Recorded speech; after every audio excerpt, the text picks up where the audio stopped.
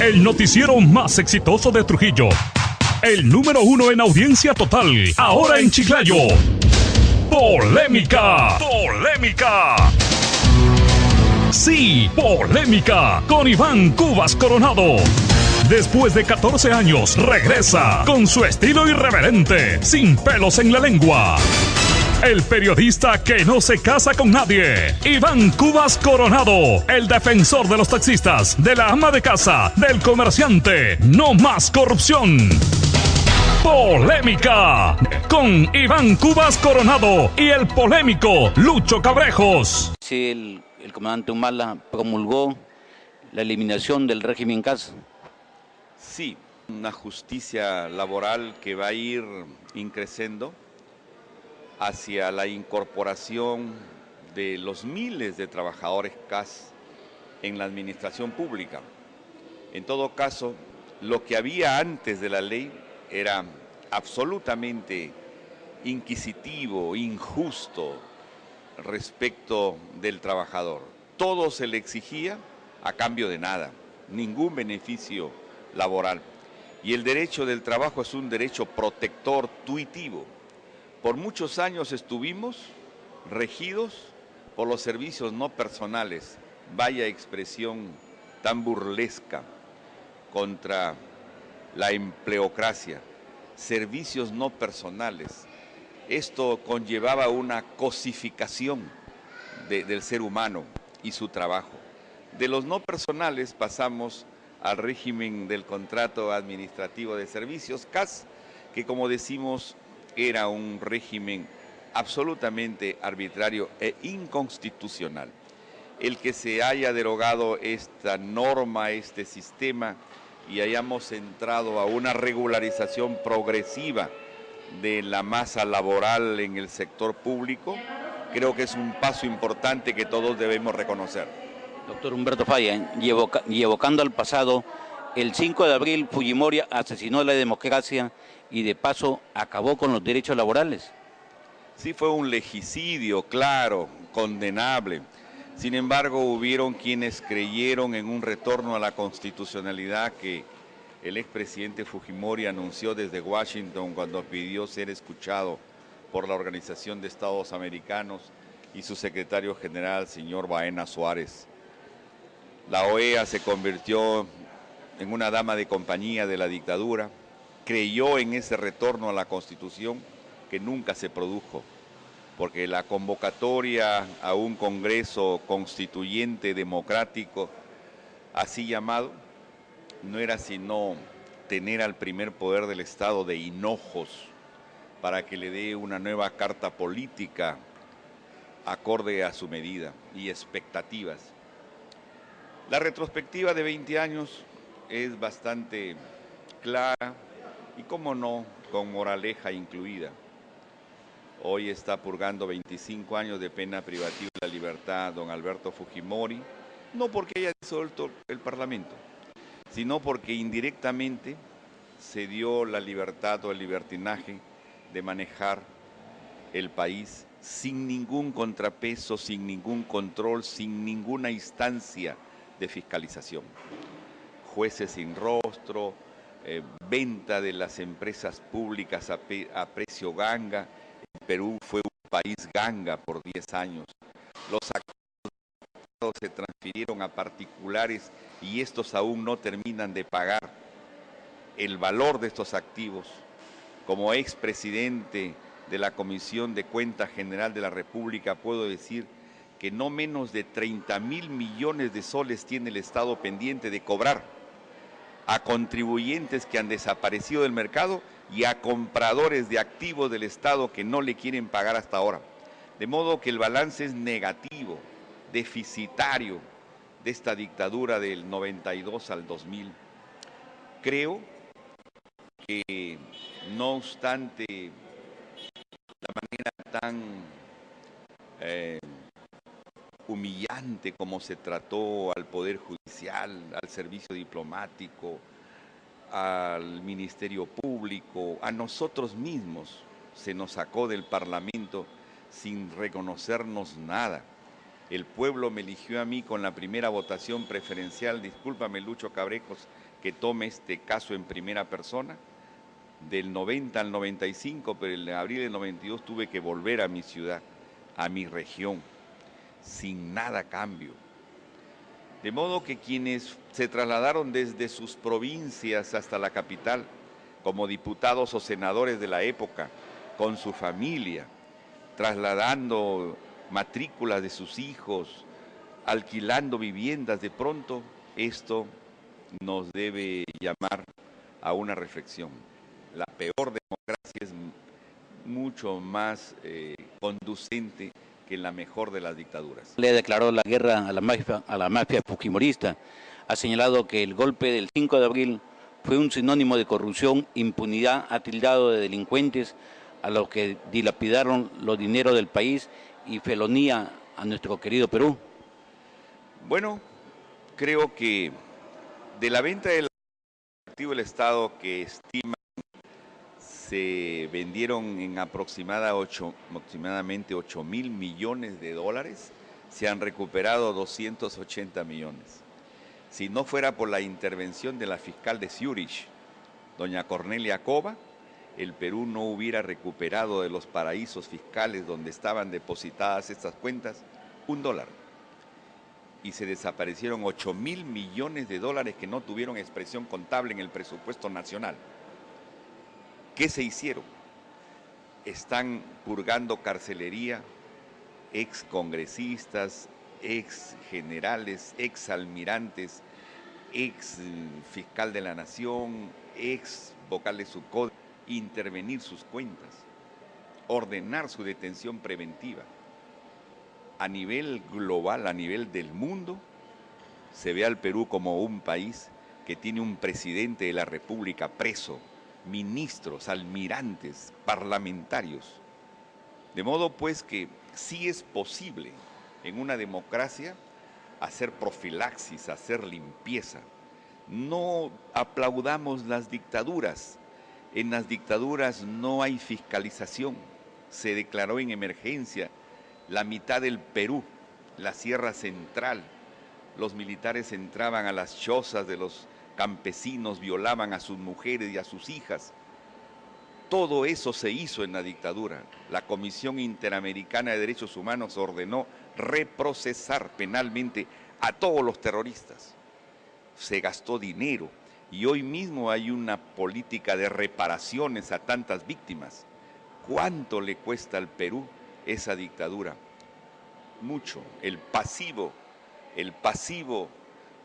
del Perú tienen que explicarlo los militares que ayudaron al señor Fujimori al quebrantamiento del orden constitucional. Doctor Humberto Falla, ¿qué opinión le merece el proyecto de ley que está impulsando el parlamentario ingeniero José León Rivera referente a los límites de propiedad de la tierra?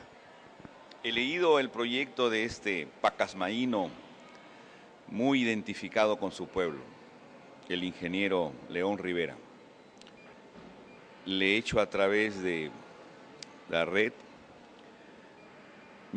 llegar mi felicitación, porque el latifundio no es bueno para el Perú.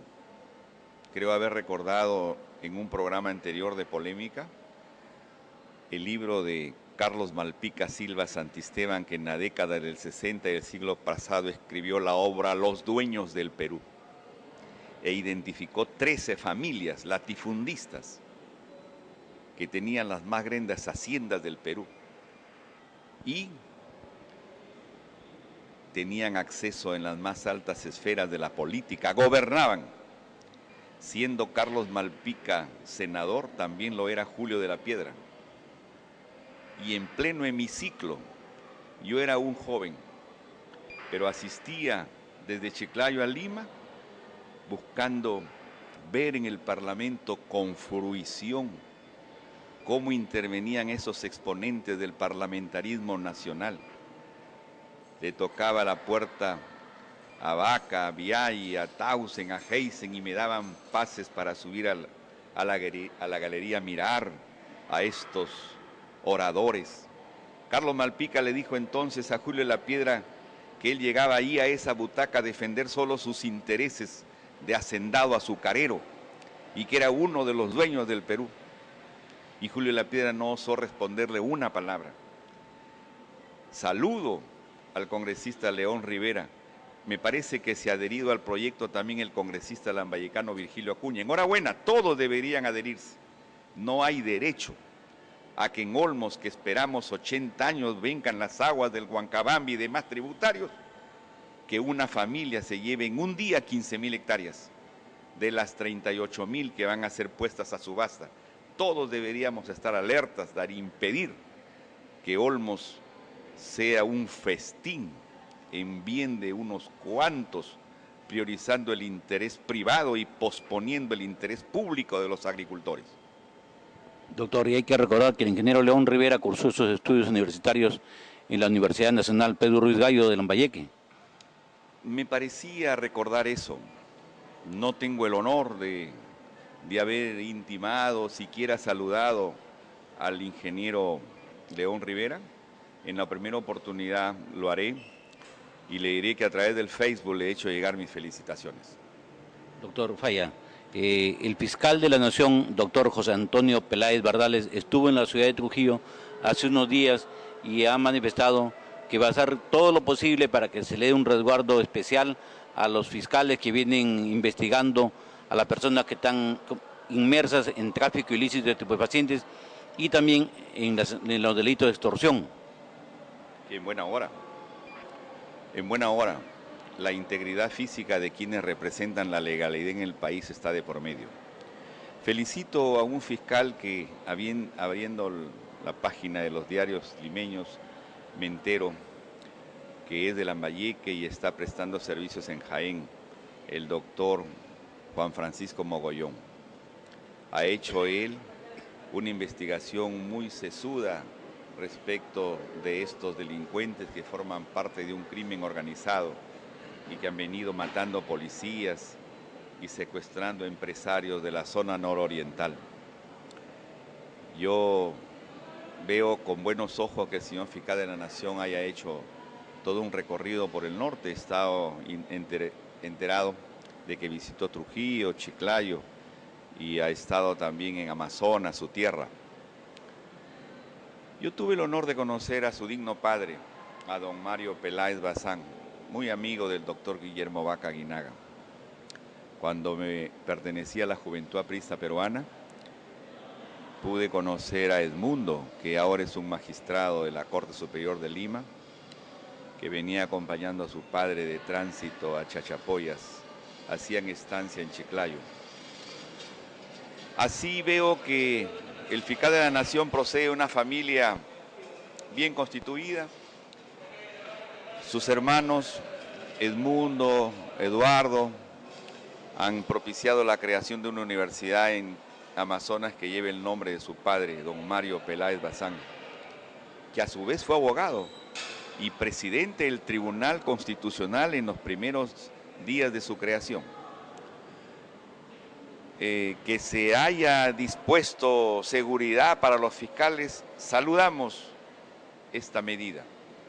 Sin duda alguna que estamos ante un titular del Ministerio Público que en verdad es la cabeza visible de 4.000 fiscales que trabajan en la República y que están actuando con un nuevo código en materia penal, el Código Procesal Penal, que está llamado a desjudicializar en lo que sea posible tantos casos que no deben llegar al Poder Judicial, donde se demoran 4 o 6 años sin sentencia.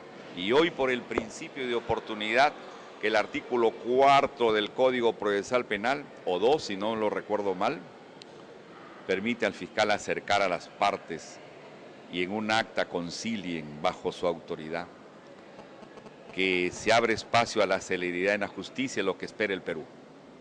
Doctor Falla, finalmente concluyó la sanción de la exalcaldesa de Trujillo, doctora Miriam Pilco. Estuvo suspendida por espacio de un año por reclamar sus derechos partidarios. Sí. En Trujillo, cuna del aprismo, se han cometido algunos excesos contra militantes y dirigentes. Hace 10 años que se separó del partido a Eduardo Casinelli. un destacado líder al que yo conocí en mis tiempos del comando universitario. Y ahora se impuso una sanción a la ex secretaria general regional Miriam Pilco Deza. Ha hecho prevalecer sus derechos. En el partido hay mecanismos internos que permiten que la autoridad sea discutida también cuando osa abrir la puerta del abuso, de la arbitrariedad, como que se está cometiendo o se ha cometido en algunos casos en Lambayeque. De modo que el restituir sus derechos a una militante como Miriam Pilco dice bien de que el reglamento y disciplina del partido no es militar, sino de una inspiración cívica. Fue escrito de puño y letra por Víctor Raúl Águila Torre y en el artículo, yo no sé si es el 51 o el 111, dice textualmente: el jefe del partido es el primer disciplinario. O sea, Aya de la Torre de pronto se ponía en el brazo el distintivo de disciplinario del partido. La disciplina del partido ha sido siempre su póliza de supervivencia, pero últimamente algunos dirigentes creyeron que el partido era su chacra. Y la actual dirigencia debería renunciar por lo sucedido en los últimos 5 años, donde hemos tenido reveses muy grandes que no se han analizado en sus causas, y que nos conduzca un Comité Nacional de Acción transitorio que podría trabajar 1 año mientras prepara un congreso ideológico y moral, y solo después que venga el congreso eleccionario. Hay quienes creen que ya debe irse a un congreso eleccionario esperando que les repitan una reelección que tanto daño le ha hecho al partido madre de la escena política nacional, que es el APRA. Doctor, y ante esta fila de reveses, la militancia del Partido Aprista está señalando que usted sería el único candidato que pueda recuperar la alcaldía de la ciudad de Chiclayo. No he sido requerido por ningún estamento del partido.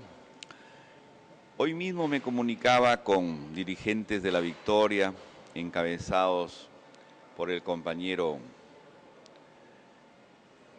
Jesús, el Chato, que fue nuestro candidato a alcalde en La Victoria, y Fernández. Sí, el Chato Fernández, nuestro querido Jesús. Vaya, lleve el nombre del gran hacedor que el sábado renació. La palabra renacimiento le gustaba mucho al jefe de mi partido. Era el renacer, el jubileo en sus palabras, en el que todos los apristas volvemos a escribirnos, volvemos a nacer como apristas. Y los que ya estábamos inscritos nos reinscribíamos. El renacer. Jesús Fernández, que por cariño le decimos el Chato, me decía que hay una corriente en su distrito para tomar la conducción del partido, que me deben hacer conocer la adhesión de muchos compañeros en esa dirección. No me han hablado de alcaldía de forma alguna, pero cómo no, yo he dirigido el partido hace más de 20 años y lo hice con amplio criterio de vaso comunicante con las bases. Lógicamente, el partido me ha dado a mí satisfacciones grandes que me hacen pensar que yo debería estar más que todo para orientar, como un compañero al que se le puede pedir una opinión, que para buscar un cargo de reelección. He sido diputado, congresista, secretario general departamental del partido. He conocido algunos países gracias a mi partido. Mi partido me envió a Rusia. Yo le decía a mis alumnos, he conocido lugares donde no se sabía del Perú, pero de pronto mencionaba a Javier Pérez de Cuellar y recién por el embajador que había sido 2 veces secretario general de Naciones Unidas, decían la gente de Kiev en Ucrania: ah, caramba, usted entonces es paisano de Pérez de Cuellar, pero no conocían el Perú. Consecuentemente, el partido me ha dado muchas satisfacciones. y creo yo que no merece estar en el sótano de las estadísticas. Hasta el año 1990, a propósito del golpe de Estado del 92, de 8 diputados que tenía Lambayeque, el APRA sacó 5. Obtuve la primera votación, la segunda Tello, la tercera Fernandini, Ana María Fernandini, la cuarta Genaro Vélez y la quinta Nureña Sanguinetti. Y los 3 restantes, el pueblo le dio al PPC, 1 con Del Solar y 2 a Acción Popular, el señor Bartra y el señor Hildebrando Salgado.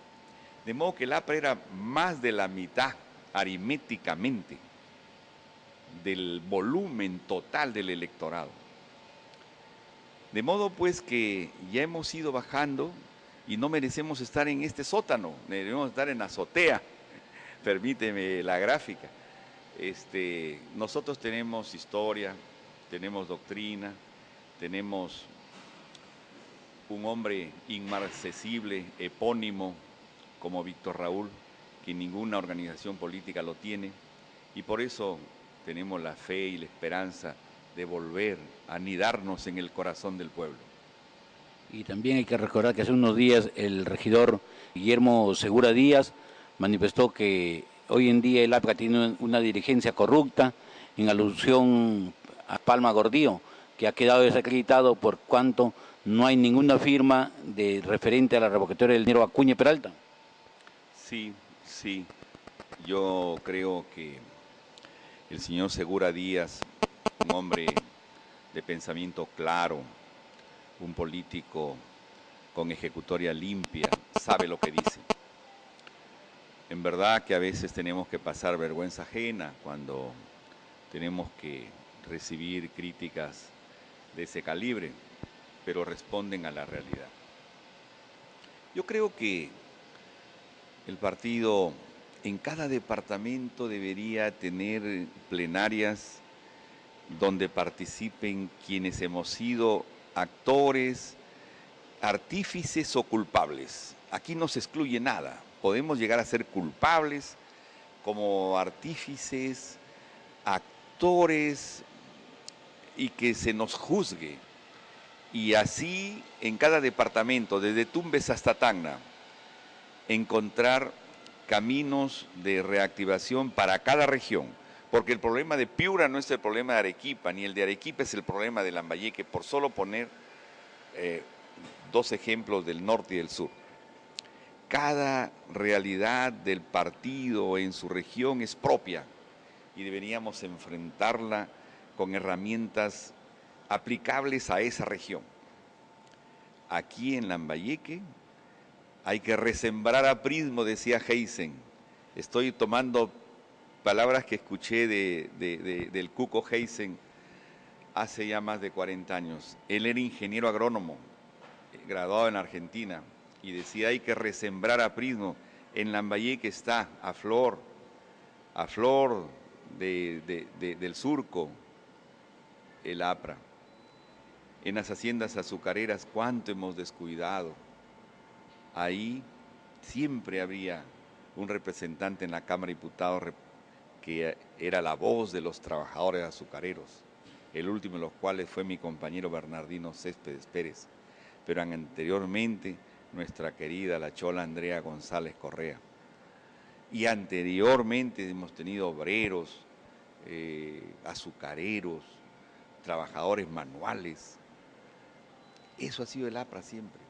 De modo que no es lo que hoy estamos viendo, 4 personas manipulables, maniqueos, títeres. No, eso no es el APRA que yo me enrolé en mis días de juventud. De modo que saludo que un opositor al partido, lúcido como Segura Díaz, un licenciado de grandes condiciones, que se mantiene invariable en las filas de Alianza para el Progreso, nos haga esa crítica, que es alturada y que es cierta. Su palabra final es para Polémica Noticia de Canal 31. reconocer en tu programa, Lucho Cabrejos Carmona, un sentido de pluralidad. Se trata de eso, de que todos tengamos oportunidad de dirigirnos al pueblo. Porque hay semanarios que nunca, subrayado, nunca me han dado la oportunidad de una entrevista. Y diarios que más bien desdibujan la imagen del político, ¿no? Yo siempre he dicho, investíguennos. Ahí La Torre decía, quiero militantes que escriban su biografía sin ruborizarse. Pues bien, que nos investiguen quién es quién en el partido y que así la política sea un quehacer al que no le haga ascos nuestra juventud. Muchas gracias. El noticiero más exitoso de Trujillo. El número 1 en audiencia total. Ahora en Chiclayo. Polémica. Polémica. Sí, Polémica. Con Iván Cubas Coronado. Después de 14 años, regresa con su estilo irreverente, sin pelos en la lengua. El periodista que no se casa con nadie, Iván Cubas Coronado, el defensor de los taxistas, de la ama de casa, del comerciante. No más corrupción. Polémica, con Iván Cubas Coronado y el polémico Lucho Cabrejos.